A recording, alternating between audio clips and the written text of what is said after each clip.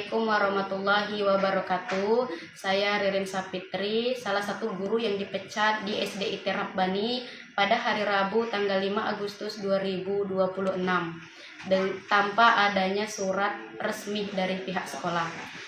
Saya ingin menanggapi pernyataan dari pihak sekolah mengenai pemecatan saya ini.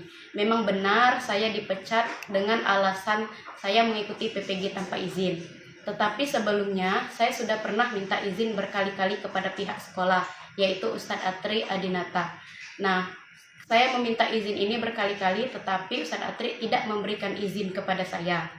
Dan saya juga telah menyelesaikan sanksi dari sekolah dengan saya mengembalikan uang sebesar 5 juta rupiah. Dan sertifikasi saya tidak dicairkan dari bulan Juli sampai dengan sekarang.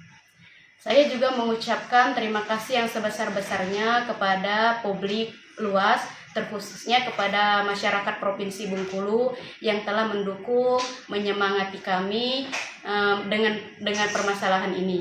Saya juga berharap kepada masyarakat Provinsi Bengkulu untuk terus mengawal permasalahan ini sampai selesai dan sampai dengan hak-hak kami saya dapatkan. Kemudian saya juga berharap permasalahan ini tidak terjadi kepada guru-guru yang lain. Terima kasih. Assalamualaikum warahmatullahi wabarakatuh.